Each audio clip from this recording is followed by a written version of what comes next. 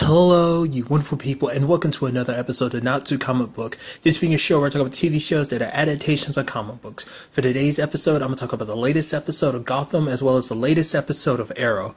Like always, if I'm talking about something that you don't want to listen to, you can always look in the description down below. I include a time when I start talking about each of the respective shows. So for example, if you want to hear what I say about this week's episode of Gotham, you can skip what I had to say about this week's episode of Arrow. But the first thing I'm going to talk about is this week's episode of Gotham.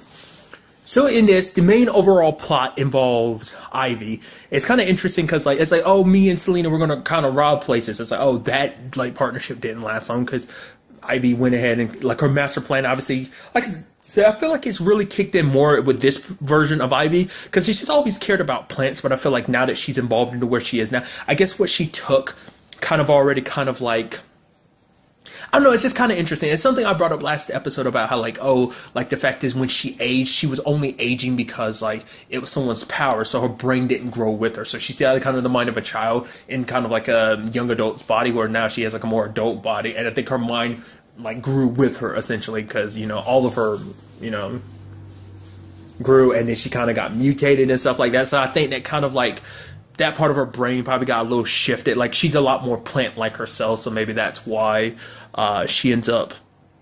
I don't know. I mean, it's poison ivy, so it's just kind of, like I said, it's just kind of interesting that she's a little more fanatic about plants and stuff because I feel like she wasn't as crazy about plants as she was before, as she is now, is what I mean.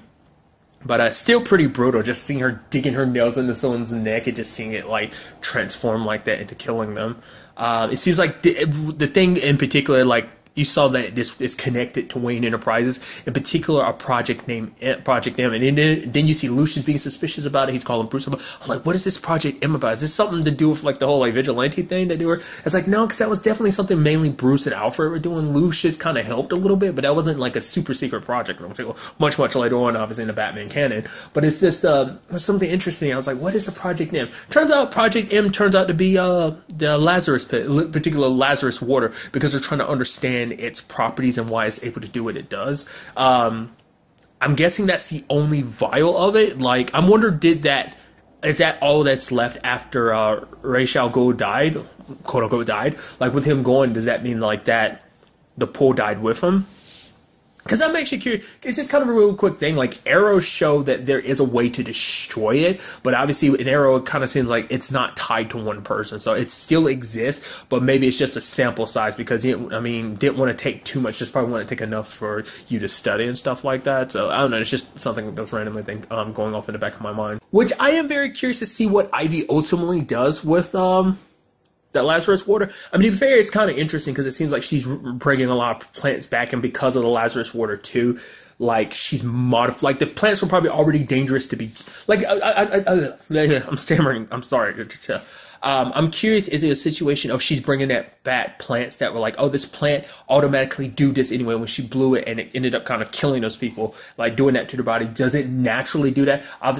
Within Gotham canon, in that world, in the DC universe, could that canonically happen, or is it because the Lazarus Pit's water is kind of modified? I mean, to be fair, she's kind of smart, so she could have engineered the plant to do that. Plus, the Lazarus water might have done something, mutated its cell structure and stuff. I'm curious how much is her and how much is just the Lazarus water and why that plant can do what it's doing, So, and I think that's something we're going to see going forward, is her using that obviously to bring back a lot of plants and stuff like that. I ultimately think that's also going to be playing a role in what happens going forth about the whole, that's something that didn't even click in my head just now. It's something I never really thought about before. The whole Lazarus Pit gives you immortality, but to be fair, it's a different form of immortality. I mean, to be fair, it gives you because Ra's is over 2,000 years old. It's it gives you immortality, not invulnerability. Sometimes, a lot of those times, those kind of get lumped together. Immortality is invulnerability. It's that's not always the case. Immortality is oh, you can't die of old age. Basically, you could get hit by a car and die. Hence why Ra's died by a blade. To be fair, it was a special blade and everything, but still. Now, the reason why I'm bringing this all up, because I think ultimately this is going to be what leads to him coming back, because I know Ra's isn't dead. In some shape or form, he's going to come back. And I'm curious, is Ivy going to play a part in that unknowingly? Is something going to happen to this vial? Is going to spill out and drip down on his bones and miraculously bring him back to life? like what is going to happen there, or is there something like, because you already know that Raish always had plans for something else, and we don't know exactly what those plans were. It's like he wanted Bruce to kill him, but for what purpose? I don't know. To be fair, he's not even Bones anymore. He was Ash, wasn't he? Maybe, I don't remember. It's been such a long time. But nevertheless, I'm just very interested to see what the whole like Ivy thing takes us going forward. Wonder will there be any more her and Selena? Most likely not, considering that whole situation. It's like, yeah, Selena didn't sign up for murder. She signed up for stealing and stuff, which is actually super creepy when you look at what Ivy can do too. She's like freeze, and so people freeze, and like you can see that the wife, her eyes moving, but she can't do anything and move any other part of her body. It's like, oh, that's super creepy. Yeah, Bruce kind of dealing with the whole being poisoned situation, and then having him like slowly like being kind of like hallucinating. He's got Raish, who's I forgot what's the name he went by, the green something, basically like the green thumb or something like that, cutting off his face, and basically it's him kind of facing his own identity, like, oh, here I am, I don't have a face, but I'm Bruce Wayne, and there's over this cocky, arrogant, rich kid being like, oh, I'm Bruce Wayne. It's like, oh, he gave my face to you. Basically, it's who Bruce was versus who Bruce is now, like battling the different versions of himself. He's partying up. There's all these different people, obviously characters we recognize, living it up at this party, but then everyone disappears, and Alfred kind of drags him somewhere. It's like, oh, he told me to bring you here, and basically Bruce confronts his future self. It's kind of interesting because obviously like this version of him, like it seemed like it was more like a mask covering his face rather than kind of like the specific Batman costume with like the I would have considered horns, I guess. Maybe not horns, the ear parts of the Batman mask. I'm curious, like, why they did that specifically. Is that just because, like, the form? I mean, like, probably because, like, they probably don't have a set look. That's why it's super vague and it's super black, because they're not trying to give any specific design, because it's like, we haven't really decided, like, how we want to approach, like, what the Batman suit's going to look like. Like, I mean, it's kind of like the Smallville situation of, like, you know, obviously you never see him until wear it, like Tom Welling wear it to like the end of the series, but it's like it's there and it's designed and everything, but it's not too much later on. There's hints to it and stuff like that, but nevertheless, I am curious to see what the ultimate design would be. It will literally not be until like a series finale that you get to see like the Batsuit type of thing. I mean, that's where my mindset's always been about this. It's literally like the same situation as like a Smallville thing, but nevertheless. But I always love that aspect of like, it's like, oh, I'm the one that you can never get rid of, and then he's like, oh, like, I know that you're scared, and he's running forward towards Bruce and turns into all those bats. I was like, I always love that, like, I don't know what to call it, a motif, like that artistic design like that, where it's, because like I said, it even plays into like the thumbnails for like, because you see like a picture of like, it's like the main picture that's kind of representing this season. It's like you see Jim, and then there's Bruce, and Bruce is wearing like a cape, and the cape's like turning it into bats and stuff at the end. So it's just, I love that aspect of it. So, but it seems like this episode was kind of the kick in the teeth to make Bruce kind of snap out of his stuff right now, because it made him confront his darkness. And even Jim's kind of talked about that. Like, Jim is how to constantly confront his darkness, but he's telling Bruce that he doesn't have to handle it so long. Even going as far as Bruce calling Alfred at the end, asking for his help. So, very interested to see where like that all takes us with his story going forward. Another storyline this episode was the whole Arkham Asylum storyline. We have Jerome kind of pushing Penguin around, because it's like, oh, make me laugh. It's like every attempt Penguin has, it's like, oh, you failed. And then it took him like doing the whole like imaginary box thing. I'm like, wait, what? And then Jerome's like, oh, this guy, he's crazy. And then he starts playing around, boing, like he's hitting bars and stuff. Like, what's going on? Penguin proceeds to kind of play along, and then ends up beating the crap out of him. And Jerome's laughing it up and enjoying it and stuff like that, because he's trying to get Penguin to open up a little bit. We still don't know what Jerome's plan is, even walking away from this episode, but it just seems like for him, he's just like, I can't help it that I basically run Arkham. I mean, like the biggest component for Arkham before was Hugo. He kind of, I felt like had the biggest say on what went down, but now it's like Jerome. And it seems like he's kind of staying in his own lane, not getting too big for his britches, but it's like, hey, I get to do what I want to. He's kind of amassing an army, because he's going to make the outside, make Gotham more like the asylum than Arkham is, So it's very interesting. Obviously, Penguin It's not all for it because it's like for him, he thinks like, oh, I have an ally. That's Ed. Ed showing up. It's like, oh, I'm here because I came here to gloat. Ha ha ha ha. I'm on your face. Look how good I'm doing and you're terrible. But it's like, oh, he gets left a riddle and it's like, oh, the Riddler's still inside you. Ha ha ha ha. I still have an ally because you have him still dealing with the whole duality situation. Which that's gotta super suck where you black out and you still don't have control over yourself. Cause what makes matters worse is the other side of him is willing to help Penguin. I guess Penguin is meant to be as a way to like force Ed's hand, like making like, it's like, it makes Ed have to confront himself. If Ed wants control again, he's got to become the Riddler and kind of give in to the Riddler. And then he can, I don't know. I'm kind of interested to see why the Riddler's doing that. I mean, I guess it's kind of like the path of most chaos anyway, but I don't know. So obviously Penguin's thinking like, oh, I got my allies, so I won't need your help, which is like, you're going to need Jerome's help at the end of the day. Like, you're going to be a part of this whole squad and thing he's putting together. Because you could just already tell that things most likely aren't going to work out for him just because they just aren't between him and Ed. In whatever shape or form, we'll have to wait and see. Like, whether it's, like I said, Riddler could just be using this all to kind of trigger stuff for Ed. And it's like, oh, ha, ha, ha. Oh, you thought I really was going to help you? Nah, I'm just messing with you. This was just all part of the game. I never helped you. I'm here to, like, I'm screwing with Ed while I'm at the same time I'm messing and screwing with you. So kind of like a double middle finger to both of them type of thing. Ultimately, we have to wait and see. And then obviously there's things with Jim in this episode, which I love, like when it's like, okay, like when Lucius is in Jim's way, and he's like, I don't want to have to hurt you, Lucius. And Lucius is like, well, the fact of the matter is I've been taking like jujitsu. And it's like, since when? It's like, I've been taking night classes. I'm like, oh wow, oh, Lucius is pretty good. Did you see Jim take him down in one punch? Never mind. I was like, oh, what, we about to see Lucius? Never mind. He's already down. But things interestingly develop more and more between him and Sophia a little bit in this episode. Obviously, Sophia meet about Barbara. I mean, like Sophia's kind of queen bee of the town and everything.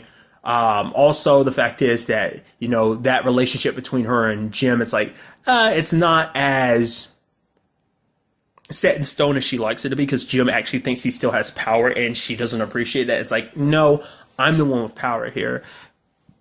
So she's like, oh, if I use the whole, like, pig situation, yes, it's a mutual destruction because by destroying you and kind of ruining everything, breaking Gotham to its knees in a sense because, like, oh, the police, GCPD will fall apart because everything that happened was based on a lie and this all came about because Jim brought Sophia here and that inadvertently brought Pig here, so... But for her, it's like, I know another way to hurt you, and that's with Lee. It's when we see her sitting down to talk to Lee, which is like, well, yeah, Lee is her sister-in-law, which is like, is this their first time sitting down talking?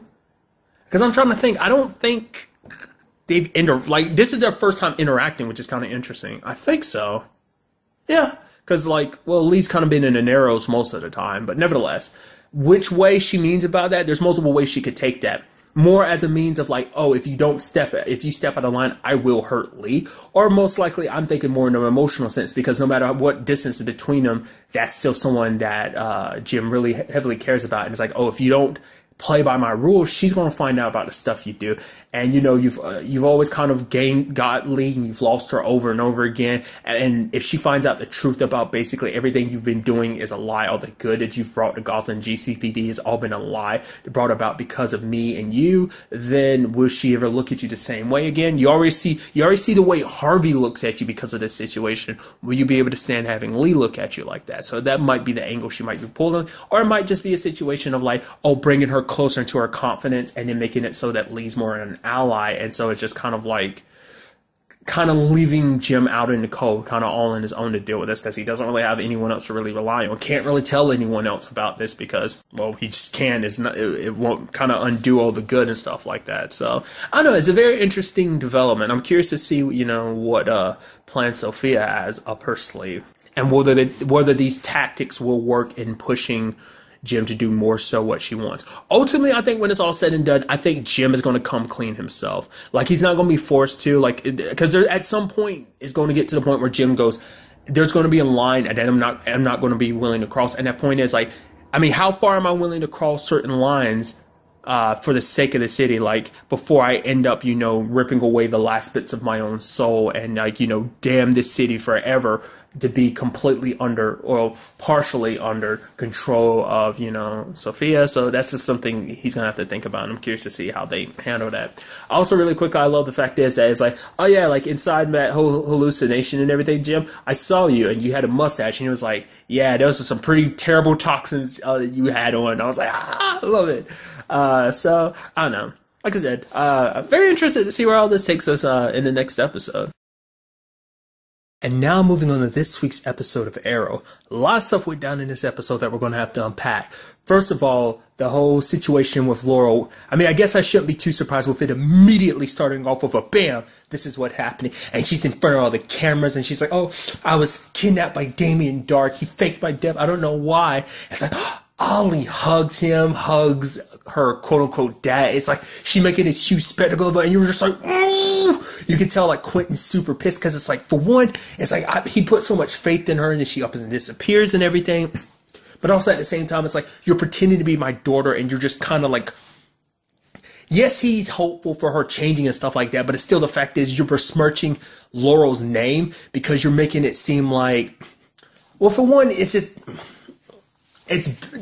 all in bad blood, especially because, like, Laurel died at the hands of Damien Dark. She died protecting the city, and it's like you're using that literally as a means of hiding yourself, not only from the person that killed Caden, but also hiding yourself from Dinah. Because, like, if you're such a public, like, it's all the news is going to be focused on, oh my God, Laurel Lance. If anything happens to her, it's going to turn into a big spectacle. So obviously, Dinah can't do anything about it. So, which still leads to that conversation between Dinah and Quentin. Quentin's not backing down. He's like, I can still reach her. I've tried before.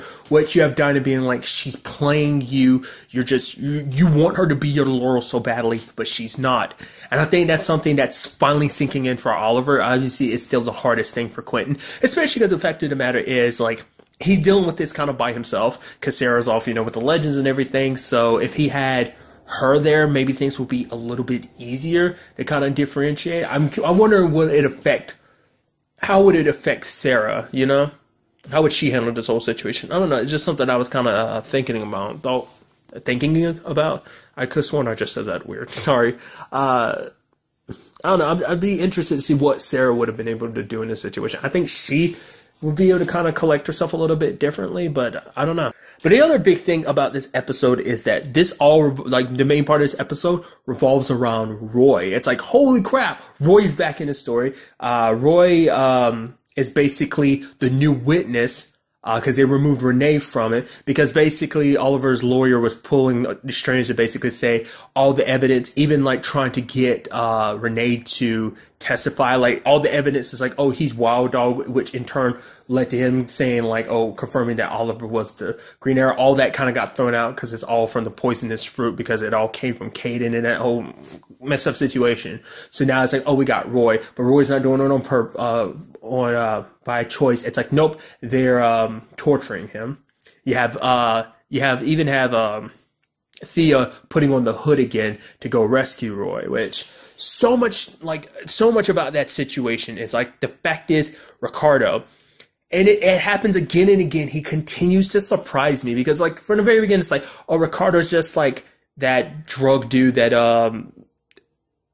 John was getting like the stuff for his hand from, and then it's just kind of like, oh, he's hired muscle. You don't really think much of him. I mean, I think it all stems from the fact is I still don't want to give Ricardo all the credit he deserves, because in my mind it's like, no, he's just using the groundwork that was already laid out for him by Caden. It's like, no, he's the literal mastermind behind all of this. Not only is he pretty good in the fight, because we saw him kind of handle his own in the hand-to-hand, but not only just that, but also the fact is that he actually is super smart. And it's like, how the hell does he know what he knows? He knew exactly where to go to get Roy. He knew immediately that, oh, like, who's the person under that red hood? I was like, oh yeah, because they're talking to Roy. He's like, oh yeah, Oliver's little sister's back under the hood. It's like, how the hell do you know that? She hasn't been in that hood in a very long time. And for you to know something like that, even know where to go to track down Roy, how the hell does he know what he knows to be coming after this team like this to break them apart? apart. He ends up talking to Laurel, and it's like, oh, you don't need to worry about Dinah. You don't even worry about any of them. They're so short-sighted. They can't even see 2 feet in front of them. It's like, this dude is next level. I've never seen someone dismantle Team Arrow like this on so many fronts. Obviously, there's so many cops in his pocket. Apparently, the way they make it sound like it's like, no, this corruption's worse than it was before. I'm like, how is that? Even Quentin's kind of like, really? I didn't even think that was possible. Even to the point he's got Lance and Dino working together. It's like, yeah, I know all three of us, like, I know we're not kind of all on the same boat here, but we need to come together because there are dirty cops out there. You two respect the badge, and like, we need to find out who we can trust. Obviously, Oliver got an idea from the police captain. I think it's her job title, who obviously we know is working with Ricardo. Sadly, they haven't gotten to that point yet. They know they're dirty cops, but they probably still don't know how up the food chain it goes. But this is pretty much, I mean, I guess it's something that maybe they're going to have to be thinking about. It's like, well, there's all those certain roles that kind of opened up around the time certain people dying, and it's like, I guess they don't want to assume the worst in people, but I think that's something they're going to have to be, because like, enemies are literally all around the corner. Plus, you know, something Ricardo brought up in the episode too. It's like, oh, let's not forget there's that vigilante bill. So even the good cops are already going to be going after them. But now it's like, oh, the dirty cops are going to be extra sure to put a bullet in you too. So it's like, there's no winning in this. Like, Ricardo's got them like on every angle. And even when you think, oh, they might have an upper hand, it's like, oh, Laurel comes back and she's like, oh, I'm going to work with you guys. It turns out she's actually working with Ricardo, which I'm not too surprised. It's like, to earn their trust, she's like, okay, I'll tell him something truthful. Like, Roy was probably always a ploy to get Laurel, like, it was always meant, like, Roy was probably just something to kind of draw them out and kind of put them in a disadvantaged situation, so that he could plant Laurel in as a bug, essentially, for the team. So I'm curious to see what goes on. Like, obviously, Dinah is one of the few people that's going to see Laurel for the way she is. Obviously, that's just because she's, you know, fueled by personal vengeance, but there's still, like, we as an audience will be like, well, yep, like, she's 100% right to think that way about Laurel. So I'm curious to see when it's all said and done. You know, Lance is going to keep trying, like, Quentin's going to keep trying to speak to her and try to get to her, but it's like, it's all going to be a front. So it's like, I don't know if there's how that whole situation is going to play out with her. You know, you see Oliver trying to give her a chance, but, you know, at the same time, it's like, he's still suffering the same way Quentin is. It's like, I can't look at you and not see Laurel. You know, it's like, it's hard to get past that. You look like her, you sound like her, you know, now you're trying to pretend to be her. It's just a tough spot to be in. Like I said, once again, though, I feel like out of anyone, Oliver has it easier than Quentin. Quentin's kind of the one who's kind of the most blinded by love, you know, when it comes to the love is his daughter, you know, missing her so much. Like, that's what's fueling him. So he's the one that's most blinded. So it seems interesting because it seems like Ricardo is trying to build a family of sorts, one built on like loyalty and trust. It's like, we're kind of in this together. What's kind of interesting about the whole situation about the money too, he even admitted, he's like, yeah, when I took the money, I took my cut. I didn't do what you did and just literally stole everything from Kaden, which I was kind of wondering about. I was like, did she really do that? Was there like more to it? It's like, no, she legitimately, while everything was being said and done, she was going to backstab everyone and take the money she needed. To be fair, Kaden never cared about the money, but Anatoly and Ricardo do. Which we learn about Anatoly too in this episode, because it's like, why are you still here? Why are you working with him? Even though he literally killed Kaden, which is funny that Ricardo's up there talking about her for loyalty. It's like, for one, no honor amongst thieves, especially all the stuff that's going down with you. Let's not forget that you have Vigilante actually being a traitor. Then it turns out you're a traitor because you ended up killing Kaden because he was no longer needed. So it's kind of like, it's understandable why Laurel wouldn't, you know, come flying straight home, you know? So, but nevertheless, it seems he offered her something. You know, she wants a safe place. She doesn't want to have to be looking over her shoulder for the rest of life, especially when it comes to Dinah. And this presents the best opportunity, especially the way the teams are like broken right now. It's like, oh yeah, the perfect time. It's just like, you know, take this city and control it. And once they have control of it, she never has to worry about it because she'll be a top dog. So, you know, it's definitely going to be interesting going forward with everything. But going back to it, Anatoly's main reasons are still, I want revenge against Oliver and I want money, essentially. So this might also be his way of kind of like joining with Ricardo. Could also be a way of like rebuilding the Bratva for him, even though he was kind of kicked out of the Bratva. Kind of a new Bratva, kind of a new place to call home, a new family of sorts. And like I said, that's what Ricardo's building. So what the end game is, we're still, you know, quite a ways away, but I'm very curious to know, like, what Ricardo really has in mind, what is set in motion with all of this. I mean, this doesn't really pull back his plans anymore. I mean, yes, Roy's kind of been taken out of the equation, but like I said, Roy was just kind of a part to play. He was kind of a pawn on a chessboard, essentially. So what else does he have going forward with this whole, like, you know, Oliver on trial situation? Some other interesting things that kind of came up is learning more a little bit about Thea's situation, that basically everything that's happened to Thea subsequently, like, you know, her bloodlust and everything, like, everything related to that, like, and everything that's happened, the coma, the whole situation with Malcolm. The fact of the matter is, like, a lot of stuff's happened, but always in the back of my mind, like, no matter how crappy my life is, I feel at least a little bit better knowing that, hey, Roy's out there, he's happy, he's safe. And now that's why she was so keen on trying to get him back in this episode. And there's also another conversation that needs to be had. It's the one about Dig. Dig keeps bringing it up to Oliver. It's like, yo, it's been like months and you have not given me back the hood. I'm in good condition now. But, you know, for Oliver, there's one side of the conversation where it's like, what happened with Roy is kind of a deterrent from doing that. Because it's like, hey, Roy put that hood on and basically sacrificed his entire life to make sure that I kept up this whole vigilante thing. And then also it's like, oh, I passed the same thing on to you, not even thinking once about your life and your family, like how much would basically be sacrificed for you putting on this hood.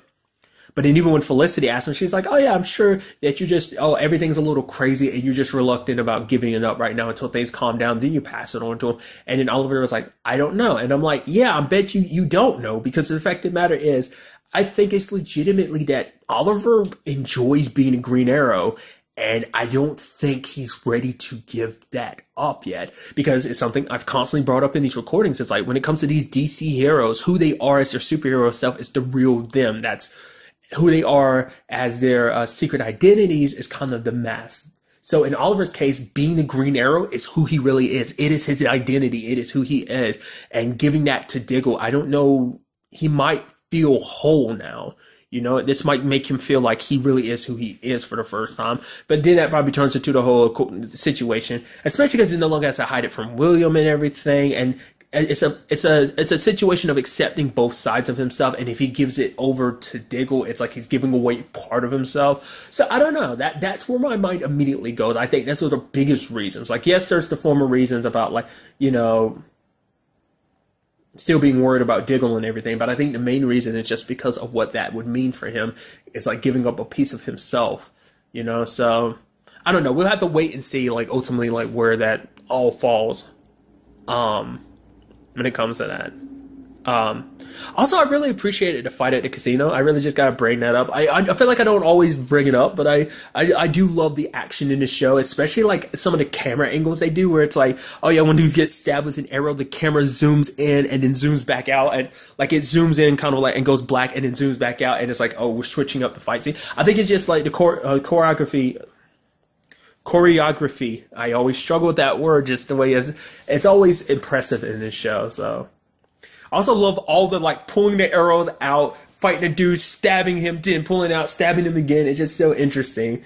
It's just always something I just couldn't help but kind of note in this episode. So also there was kind of this interesting thing where you have like this one little scene where you see Curtis telling Zoe about what's happened to Renee. I don't know if he told her everything. I'm sure he told her as much as he could. I'm not even sure that Zoe knows about him being the whole vigilant, like him being wild. I don't think she knows about that, does she? I don't think that's come up. But it's probably just going to be like, your dad was hurt. Probably going to go in even less details than I was giving him credit for. I was about to go, oh, he's probably going to tell like quite a bit. It's like, but if she doesn't even know about the wild dog thing because she's super young, probably don't want her to know about that. To be fair, I wonder if she's the same age as William. I feel like she might be a little bit younger. I don't know. They might be about the same age. Nevertheless, I don't know. It was kind of like a one-off scene because it's like, oh yeah. I'm surprised that didn't actually come up because, you know, I think Laurel and Renee are at the same hospital. I think they were going to try and get him transferred. Yeah, they were going to get him transferred to a different hospital so they can properly take care of him. I even love the doctor at the beginning being like, yeah, I don't know if that, like, oh yeah, I'm the one that pronounced Laurel dead even before an autopsy. But it's like, hey, when there's literally a guy that can move faster than light, I don't know what the hell they do in this world, you know? So it's kind of like, you can't take anything at face value, which I'm wondering, is that going to be something that kind of gets used against her later on? And if that does come out, it's like, what does that mean going forward? Because it's going to be like, I mean, what does that mean about Laurel? Like, if it comes out that, like, oh, this, will it just be like, oh, that Laurel went off somewhere? You know, like, what happens to her at the end of this season? Will she be staying as Laurel? Like I said, that 100% depends on her, where she stands on everything. Will it be, oh, she's exposed as a fake? Oh, she's a doppelganger. The real Laurel is dead. She manipulated us all this time, lied to us. Like I said, so many things we have to see. And obviously, I need to get to the main thing that popped up at the end. We see someone with arrows at the very end that's like, oh, I found him, Master, the heir to... I found the heir to Ra's al Ghul's heir, Master. And so it's like, okay, because I don't remember whether she used a pronoun or not. I don't remember if she said him or just the heir. I think she said just the heir, which could be like, oh, well, maybe that's where Roy's been this entire time. I mean, he is pretty skilled, so it's like, oh, maybe that could be the argument.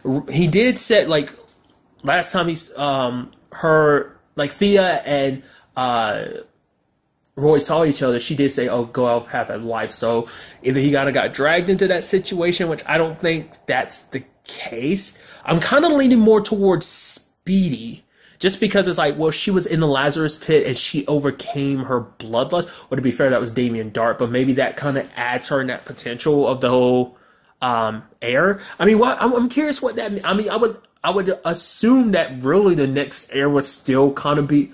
Oh, right. Oh, God. I'm stupid. I'm so stupid. I'm forgetting. The last Ra's al Ghul, or Ra's al Ghul, whichever one you want to go by, was Merlin back in season 4. Yeah. Before Oliver and Nyssa shut that down, and then, like, the League of Assassins was broken up when she basically took back control. She's Malcolm's daughter. Of course, she's the heir.